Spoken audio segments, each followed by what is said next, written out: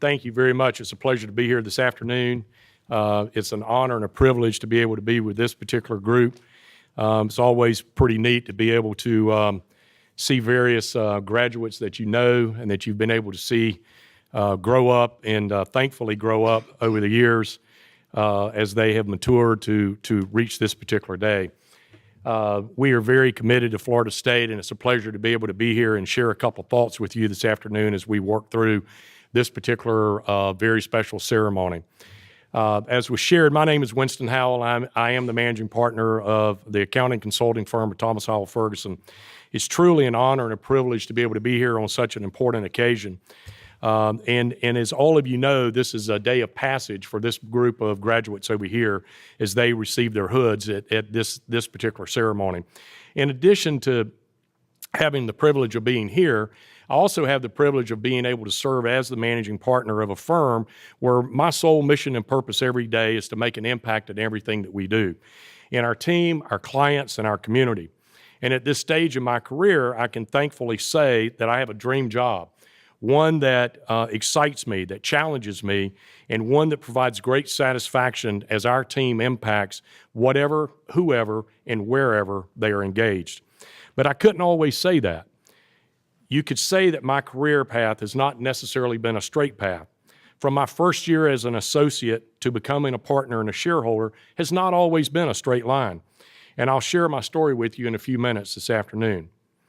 We are the former Tallahassee office of Ernst & Young. I'd like to say that we took what we liked and we got rid of what we didn't like, and we built the firm that we have today. And as you look at that, we became a regional firm with offices here in Tallahassee and Tampa. We have over 85 team members in our CPA practice and quite a few others in our consulting practice. And in our CPA practice, we have 10 shareholders, and of those 10, 8 have either undergraduate or graduate degrees from Florida State University. Of our 85 team members, over 50 have some level of degree and a graduate of Florida State University. So obviously we believe in FSU, and we know the quality of the education that you've been afforded over the last several years or the time period that you've been here.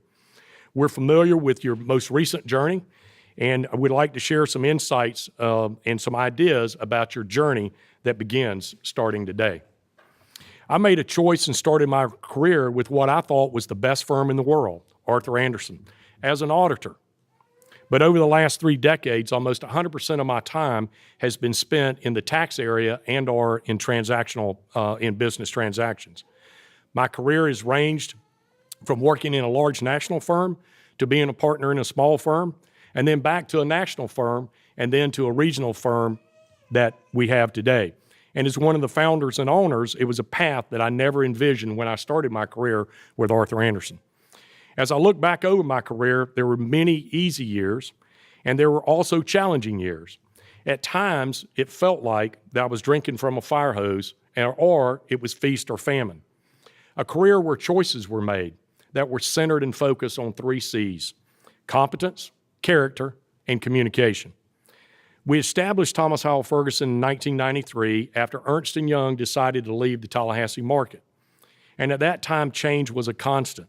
However, those early years were filled with lots of laughter and an abundance of hard work and overtime. Of course, the overtime was easy, especially when you had a group of people that were dependent upon 3 people who had a vision about how to build a firm, and their livelihoods were dependent upon how successful you were going to be. That pressure could have been overwhelming, but it wasn't, because my partners were competent and they had impeccable character. And we had the confidence that as a team working together that we could build a successful firm. There were several key principles that we adhered to and that we built the firm around. Exceptional client service was one of those, and the commitment to our team members and their training and education ranked as an equal. In addition, adhering to the core principles of the accounting profession were extremely important, especially since one of my partners, John Perry Thomas, sat on the national board at the AICPA and was in charge of and writing those particular standards. So obviously, we wanted to be compliant and exceptional in those areas. One of my other partners, Bill Ferguson, who is a graduate of FSU as well, if you know Bill, there's nothing intimidating about Bill, except for his knowledge of the financial reporting of property and casualty insurance companies. In this particular area, when Bill speaks, everybody wants to know what he's going to say. Bill served on the AICPA National Standards Board, writing the property and casualty auditing standards, and as a result of that has distinguished himself as an expert in the state of Florida as it relates to the various rules and interpretations of those rules.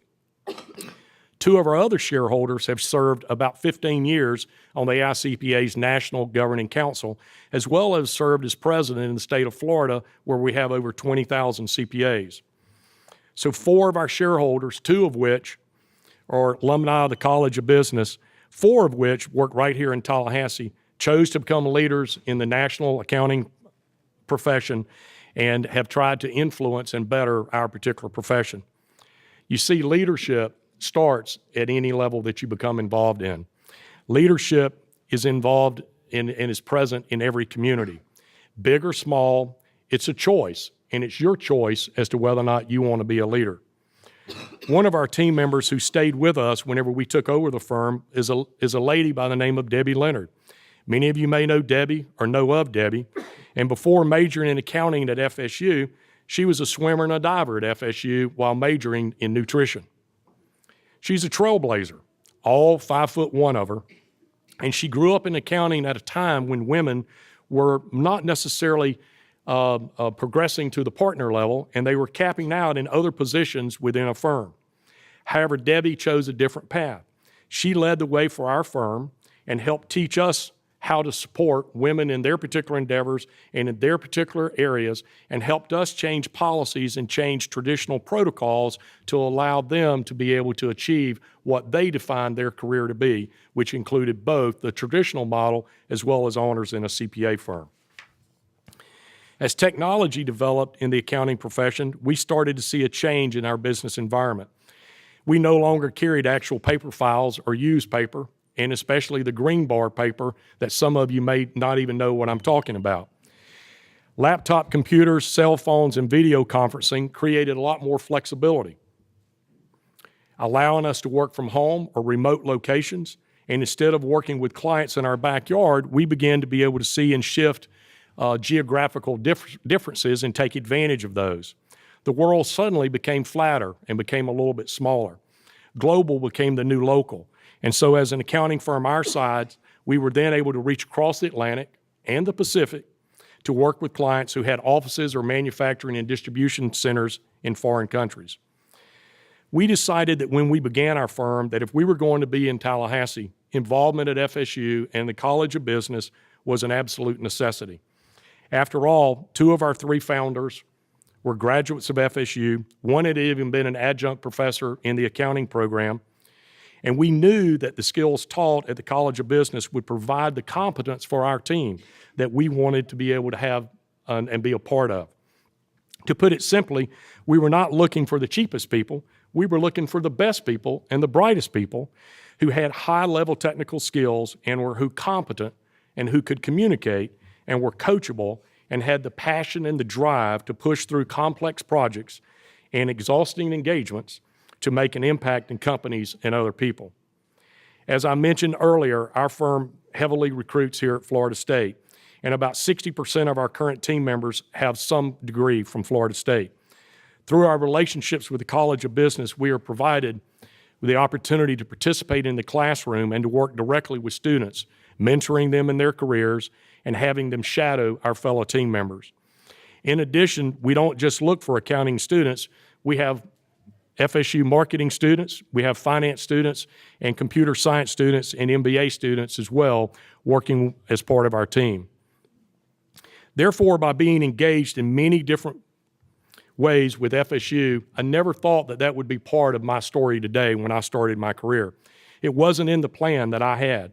And I started my career with the best firm in the world in Birmingham, Alabama, and I was ready to take over the world of accounting. I thought that I would be working in a Big 8 firm, and that might be the pinnacle of my career. I dreamed of working with elite businesses and offices and working with the smartest and most influential people in business. And some of you can relate to that as you set out on your dream today, and you may be able to identify that. But as the title of a book that I read at the age of 18, Life is What You Make It, You can make choices, and then once you make those choices, get after it. Let me share a quote from a book, another book that I read that follows. All journeys, whether good or evil, begin with one small step. The traveler is worthy of the journey, and he is worthy of the destination. Just take one small step on your own and start your journey to your destination. And as I look back over my career today, I can honestly say that I have achieved all of that and more. Yes, I get to work with some of the most elite businesses and offices and clients from around the world. Yes, I have a social life that is filled with some of the smartest and most engaged people in the business area. But the pinnacle of my career wasn't the time I spent in that first firm, though it might have been. You see, I made a choice and I took a different path. And it is now as an owner of a regional firm that I have the ability to impact our local community and help shape the future of our profession and impact the lives of 85 team members and their families. I'm here today because I consistently said yes. Yes to new opportunities and yes to new ideas. Yes to a new challenge. Yes to things that made me uncomfortable, and yes to things that created vulnerabilities. And yes to things that were a little risky. My path hasn't always been a straight line, and your path likely will not be a straight line in the future. As you look at choices and new opportunities, it has been a collection of forks in the road where I had to make a decision, and once made, make the most of the decisions that I made. People often ask me what we look for when we're hiring new team members. My response would be a long list of traits, or could be, but our focus really boils down to this. We look for people who are competent. And I know that if you're graduating from Florida State, you're competent. That you can communicate, that you have passion and drive, and that you're rooted with deep character, including experiences that help shape that character. It may sound old-fashioned, but good manners and genuine kindness still go a long way. Today, we see a lot of college graduates who have great technical skills, but could struggle with their communication skills. The current Y and now Z generation has only known life with the internet. I enjoy sharing with people. When I started my career, we didn't have copy machines, and we didn't have fax machines. We had mimeograph machines, and we barely had 10 keys. But communicating over the phone and over video, and Lord forbid, face-to-face communications can make you very, very uncomfortable. We all have to continually work at our communication skills. But let's all agree that we're in the people business. We're in where relationships really matter. And when I started with Anderson, I never would have believed that communicating and having the ability to simplify and convey complex matters would be such an essential part of what I end up doing every single day. It is a differentiator. As you graduate today, or as you are hooded today, I am sure that some of you are feeling the pressure, the cost of what you've been through, the student loans, the sacrifices that you've made, the sacrifices that others have made for you, and you'll begin to feel a new pressure as you leave here today. Perhaps your life has to be perfect. Perhaps it has to be well scripted, and perhaps everything has to neatly fit in place. But dream the dreams, make the plans, but let me reassure you that path is not always straight. Life is what you make it. It will be all work if you keep it at that. It won't be all work if you keep it at that. And just because it doesn't work out one or two times along the way, which in the future you'll call experience, you will still have plenty of time for your careers to work out. The key point is it's your career, not someone else's career.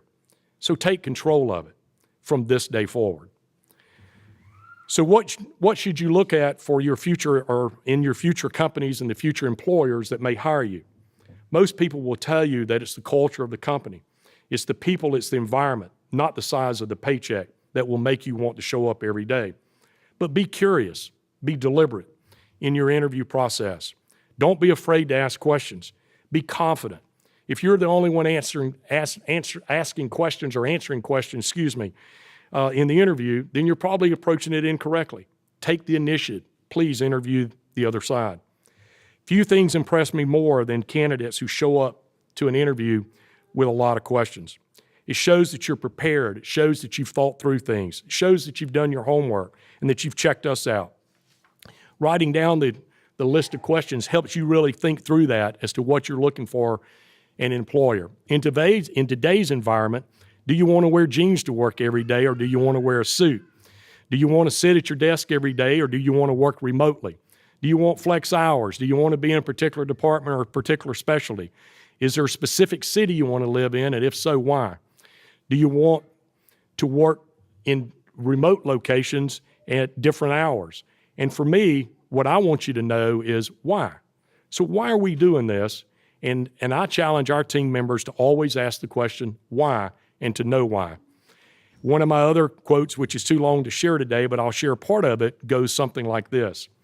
Those who know how will always have a job. And generally, those who know how will generally work for those who know why. If you find yourself in a company whose culture doesn't fit your own, don't be afraid to make a change or to look at each step as part of your own story and your career. Make the most of it as you work through that. And just about the time you think you got it figured out, something in your life will change and you'll make another choice. Maybe you get married, or maybe there's kids that come in, or other life-altering experiences. Regardless of the path in life, it's full of choices, and with each change, the path may not always be straight. As you wrap up your college career with Florida State, and as you embark upon your professional career, you should go forward with great confidence, knowing that you are competent. I wish you well on your path to success and to your dream job, regardless of how you may define it. Be sure you write your own script. Be sure that you know and you own your own script. I am always excited to see new professionals joining our firm right out of college. You always have a new and refreshed spirit, a bounce in your step. You bring freshness, energy, and excitement. I have confidence that you will do the same regardless of where you go. As you look back and remember this milestone day in your life, I hope that you will be reminded that the path in your career may not always be straight. Remember to say yes. Remember it's a path, it's your life, so make the most of it. One last quote.